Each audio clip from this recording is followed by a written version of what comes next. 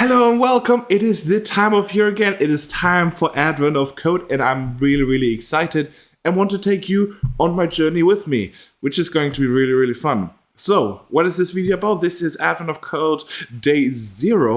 So, we're not quite starting. For me, it's the 26th right now. It's a few days before Advent of Code, but I want to get ready, or I did get ready, and I want to show you how I get ready and what I will do during the Advent of Code time. Now, while I solve these, I do want to see how fast I can get each. Obviously, I'm going to try to explain. At least I'll explain after the fact of what I did, if not during the solve.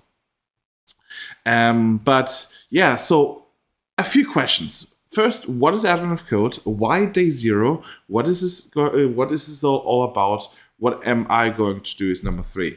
So, Advent of Code. Advent of Code is an amazing tool where you can solve puzzles. Every day, like a typical Advent calendar, you get a new puzzle. And actually, it's a 2-parted puzzle usually. So you have to submit 2 solutions every single day. And if you look back on some of the past events, I did a test one the other day here in 2022. Every time you solve one, you get a star. And you have 25 days, all with different types of puzzles and examples and all sorts of things. And then you have down here, you have your answer box. That is the thing. It doesn't matter if your code is the fastest, the most memory efficient, or something like this. You create yourself restrictions like that. However, the point here is just to get an answer as fast as possible. Sometimes that might even mean not to do with the software. Okay, I have seen people actually doing things, I think mathematically or even with Excel, I don't know. So it doesn't always have to be by writing code. Usually that is the most efficient way to do it, but it's just trying to be creative of how can you get the answer as fast as possible. And these are really fun. They usually have a lot of flavor text to them and you can really get into them and just try to crank out a solution. I will be programming this year in Python. I was considering to do it in Rust because Rust is a new language for me. I've started to learn it last year, paused the time a bit, so I got a bit more rusty in it. But I was thinking for the challenge itself, if I want to do it somewhat swiftly, Rust can be quite slow to program and to think of all of the different minute things. So I will be primarily programming in Python, and I will take you along the journey. However, I'm also intending to do Rust just after the fact. I want to go back through these puzzles and see what would my solution be in Rust for those puzzles. So, that is Advent of Code. It's just puzzles.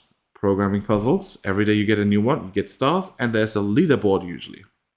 This leaderboard is the first 100 people that solve it get to this public leaderboard and get like a big score, right? You get a score out of this. And then you can also see your personal time. Mine's obviously greater than 24 hours, which ranks me because I just did a test one. But it is quite fun to see what do you rank during this time and if you even get to the top 100 or not. And if you do, that is amazing and you might probably not be watching my videos. So what am I going to do? I'll be programming in Python, like I said. I'm going to show you my setup. It is day 0, so I set myself up, prepared myself, and I will also do a practice one in the next video. But I will definitely not be solving this, but I want to just talk along. What am I doing? What is my thought process as I'm going through? Because I'm just an average programmer. I'm not the most speediest of all. So you can come along and you can just see, hey, how is he doing? And how is he getting through these difficulties? And what is his ideas? And I mean, if you have better ideas, please write them in the comments. Like, I usually take the time after those puzzles to go back and see what have other people done, how is there more efficient ways to do it, faster ways to do it, or faster to solve, not just to solve it, but faster code, just to improve. that is really the point of Advent of Code. It's a really fun way to improve programming. And I want to take you on my journey with that. So let's get to it. Okay. This is my repository. I have an Advent of Code repository, Advent of Code 23. And in here, I have 2 files, and then I have a templates folder. The utils file, and I will go through this, has a lot of functions that I created myself to quickly get started with each day. So I don't have to like do a whole bunch of stuff, and this will just give me a lot of things straight away. And make it easy to program, so that things that I would probably do over and over and over again, I don't have to do. I just have it all here. Now, aoc.py, this is a script that written by Arturo. Please check out his repository. That is really amazing because this will allow me to just download the prompts for each day. So I've now set it to 2022 because 2023 is not available yet. But what I will be able to do, if I go to the terminal, right, I will be able to just say py and then aoc.py, and then I give the number of the day that I want to do, or it can also infer that from the date. Okay, if I now say aoc py 5, it's initially using day 5, and then it should come up with day 5. And what it's doing is, and please feel free to use the script if you want to. Again, it's by Arturo. And I've just, like I said, just changed this down here. And I changed this because I wanted to have not just create a folder of the certain day, but I wanted to copy from the template. So here it's important why this script is so long is that we need a cookie. We need a browser cookie because Advent of Code, the input of Advent of Code is locked to your person. You get a different code input than I, which means your solution will be different to mine. It is bound by the account. Now, I can't just write a script that just downloads it from the website, because the website will be like, you're not logged in. And because of that, there is the cookie over here. This all deals with the day, that we can either grab the day or that it automatically grabs the day. And then it creates the folder, it copies the template with all of the stuff in it and creates in there a file, which is the input file of that specific Advent of Code day. Okay, what is in the template? So we have looked at the utils, that is all my functions that I will be using. My AOC script will automatically download so that I have the input file automatically with me. And then we have the template that just stays the template, and then we'll have each of the days. Now, in here, we have, like I said, the input.txt file. The input.txt file is automatically downloaded. And ta-da, we have the input.txt file. That is my specific input for this day that I need to calculate the solution for. And then I have the main.py. The main.py is the module in which I will be programming and trying to solve. I have a whole bunch of stuff in here already, though, again, to make my time easier, to make it way, way faster for me to program.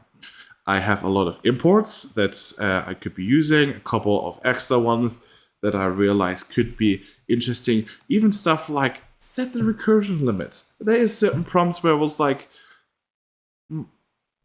I programmed it with recursion, and it was like set just, it wasn't as efficient, obviously.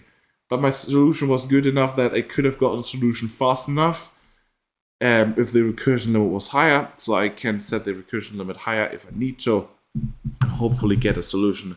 Other times it still takes too long and I need to rethink the solution. But it's an option, right? And then we have imports like collections, datetime, iter tools, massive. Math, item getter, peep print, re, bisect, heap, system, and so on. And then my utils, obviously, that I'm involving. So which functions, what functions do I have in here? I have solve, That is the main function that I'll be using. It already has stats. I will show you in a second what stats prints out. It essentially gives me a whole bunch of information about the input file. I print out the input in case I want to see it, if it all works. And then I have T and T2 as my solutions. I don't know why I call them T and T2. And then I have a couple of potential ways that I can already parse the input. I can, for example, say, hey, I want my input as nums, as numbers. It's just numbers. Cool. Then I'm going to say nums. Or I want to say I want them in lines or in words, right? Every single word separately. These are all options for me to really quickly get going. We have the main function. This is where the software will be entered. And as you can see is that I have a tester going here. So down here, I can have my example input put in and the corresponding solutions. It will validate the solution, see is the solution correct for this code. So as solve runs through this test, is it all correct? If yes, cool, now actually do the solve. If not, they will print out, hey, not all the tests are successful, which means my code is actually not correct for the actual solution. And then if test was successful, then it gives me the solutions and it prints it out in nice ways for my in the console. I can just copy and paste it and it's nice. My input here, I'm getting from the file name, and then putting it into input.txt, or that's input.txt is the file. So this is just the path of this current script, and the input is right next to it, right? And I'm running solve on it. So what is a utils function? What do I have? So this will really quickly I should be able to get starting to get programming. The utils function has a lot of helpful things. I have, for example, set up directions directories in both 2 dimensions and 3 dimensions, right, down, left, up, down, left, right, back, and front. And these are just so that I can iterate through those and multiply them by whatever position I have to quickly get neighbors and stuff like this, for example. So I've had quite a few things where this has been really helpful. So I just saved me dear, so I don't have to code this every single time I face directions, because a lot of Advent of Code stuff has been in the past grids, and grids are helpful to actually be able to iterate through those and check neighbors and stuff like this. So this is definitely helpful. Like I said, we have the ints, where we can also check for a separator. And it really just goes through our input and either splits it by the separator or just goes through each line, for example, and then gives us the integer of it. The words, I don't have an else, but if it's not a string, so I didn't find a use case yet, and I don't know what else to do with that.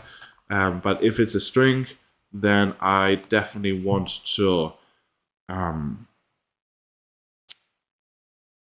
do want to split by the separator again.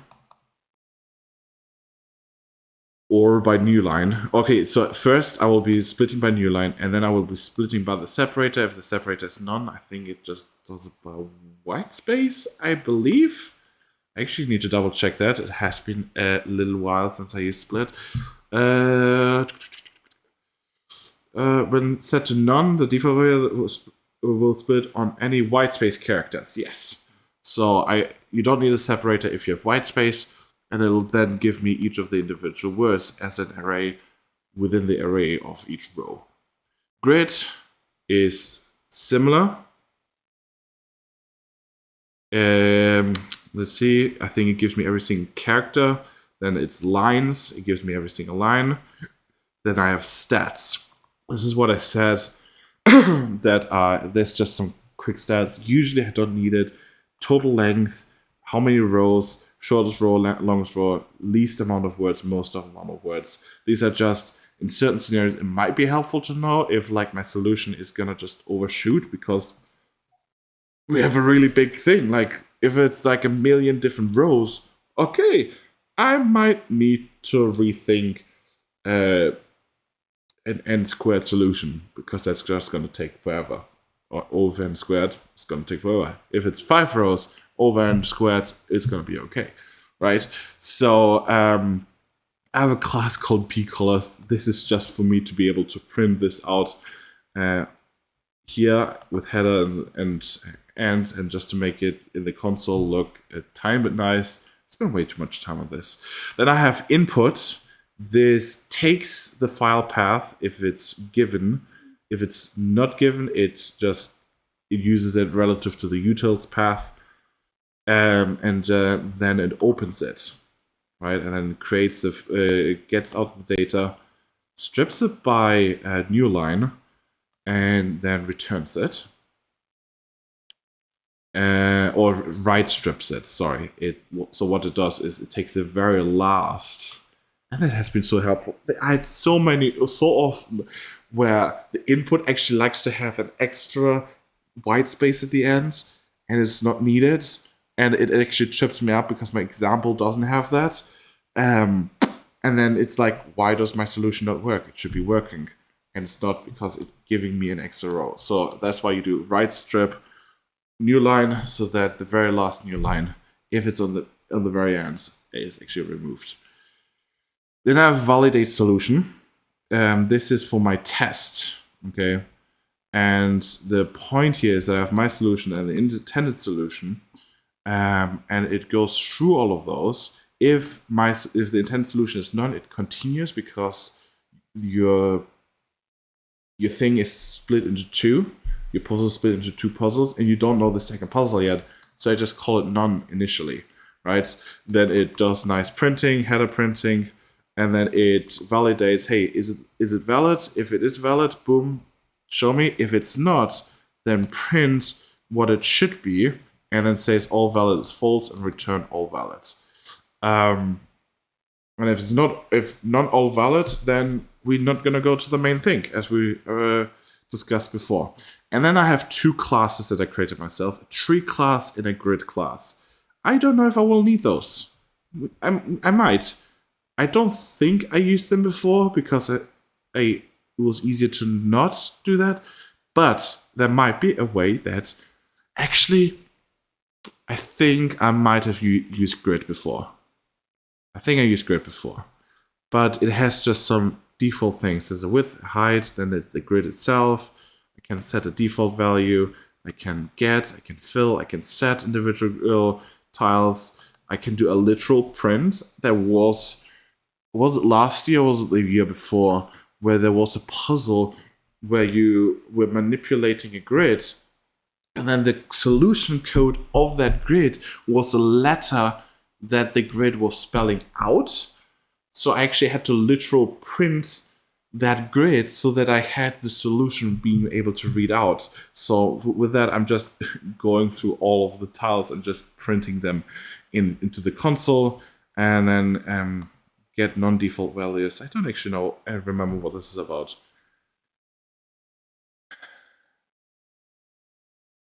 I guess the point with get non-default values is if I have a default value like 0, and I print, and I'm getting all of the values, it's still giving me all the zeros, and sometimes I just want anything that's then not a 0, and that might be helpful as well in certain scenarios. And then we have just a generic tree, which you could use for any sorts of trees, binary trees, etc., where you have the value, then you have any amount of children. I'm very sorry about my dog in the background. Very unhappy right now. Because of some reason. So we have any amount of children, and then we have a parent, potentially. It can be none as well. And then we have insert child, which then just adds into... I can say, hey, which index should it be? If I don't know the index, then just it inserts at the back. Then we check, is it a leaf node? If it's a leaf node, this shouldn't be called tree. It should be called tree node, but it's fine. If it's a leaf, then how do we know? It's because it doesn't have any children, and in that case, it's a leaf. Or get children. To get children, we go up 1 to the parent, and then check all of his children or its children that are not us. So if it's not self, then we know it's a sibling of ours. So, and this is what I've got. This is supposed to help me. I will add more to the utils function if I see a pattern and things keep coming up and I'm learning something new, and I will keep adding to the utils function as we go.